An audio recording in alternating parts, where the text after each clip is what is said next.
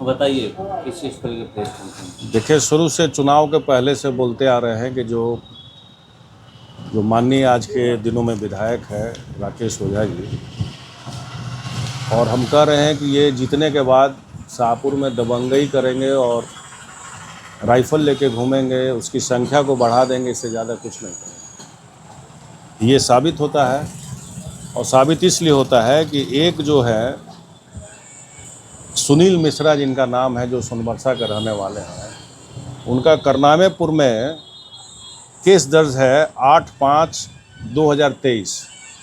ये है case number है 8/5/23, जिसमें कई लोग नामजद हैं।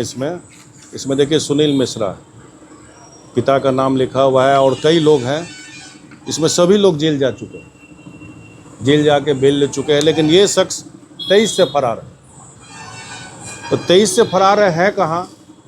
तो हैं भाई, आपको हम दिखाएंगे, एक विजुअल आपको हम दे देंगे। तो विधायक जी कि कुछ दिन पहले सर्किट हाउस में बुक कराए होंगे, क्योंकि सर्किट हाउस बिना बुक के नहीं मिलता है, और विधायक जी के सरकारी गार्ड के साथ वो आदमी शख्स बैठा हुआ है जो 23 से फरार है। और 2 दिन पहले, मतलब कल एक दिन, मतलब पिछला दिन में जो है विधायक जी के साथ वो राइफल लेके जो है पीछे पीछे बॉडीगार्डी करते हुए भी दिख रहा है। यहाँ चाना के गांव में एक मैच में आ गया। अब तो बड़ा प्रश्न है, जो पुलिस जिसको खोज रही है उसको विधायक जी लेके घूम रहे हैं, और जानते हुए भी कि इनके ऊपर केस है, और केस होने के बाद इनका बेल भी रिजेक्ट है, उसके बाद लेके घूम रहे हैं। तो मेरे समझ से भाई, इस तरह के अपराधी को लेके घूमना, तो उसमें विधायक भी जिम्मेवार है। पुलिस अधीक्षक को उनके खिलाफ भी, अगर ये बात सही है जो हम बात कर रहे हैं, तो उसमें एक्शन लेना चाहिए। उसको पता करना चाहिए कि आखिर उसके पास लाइसेंस नहीं है, किसका राइफल लेके घूम रहा है।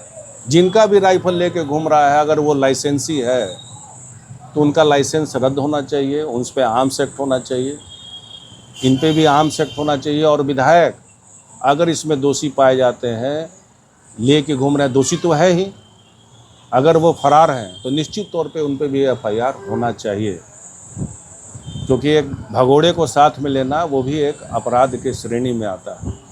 जो बात कहते हैं कि हम किसी को संरक्षण देखते हैं अपराधी को, लेकिन एक्चुअल जो है देखा जाए तो विधायक जी ही अपराध को बढ़ावा देने में सबसे आगे हैं।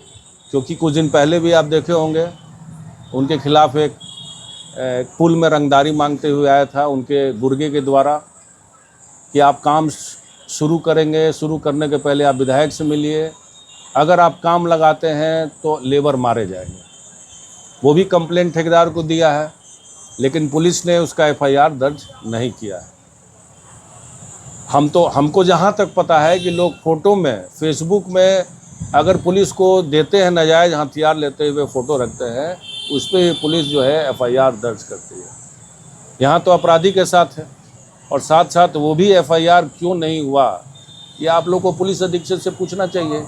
जबकि वो व्हाट्सएप के थ्रू पुलिस अधीक्षक को मेल के थ्रू हर जगह भेजा गया है, और इनका मनोबल बढ़ते जा रहा है। और बढ़ने के दरमियान ये हो गया, उन पर केस जब दर्ज नहीं हुआ तो और उनका मनोबल बढ़ेगा। ये उनका FIR है, और विजुअल भी, फ़ोटो जो है आपको हम भेज देंगे व्हाट्सएप पे। आप ये तो देखना चाहिए सरकार के मुखिया जी को, जो अभी सम्राट चौधरी जी हैं। वो लाइन ऑर्डर की बात करते हैं, लेकिन उनके विधायक क्या करते हैं 6 दिनों में, क्या गुल खिला रहे हैं, ये तो उनको देखना चाहिए कि हमारे विधायक कैसे हैं। ठेकेदारों से रंगदारी मांगते हैं, अपराधियों को जो फरार हैं उसको लेके घूमते हैं। तो कहाँ से लॉ एंड ऑर्डर की बात ये सरकार करती है? यानी दो तरफा बात होगी। गुंडाई करेंगे तो सरकार के आदमी करेंगे, और दूसरा कोई आम आदमी या दूसरा कोई वो काम नहीं कर सकता है। इससे तो यही साबित होती है।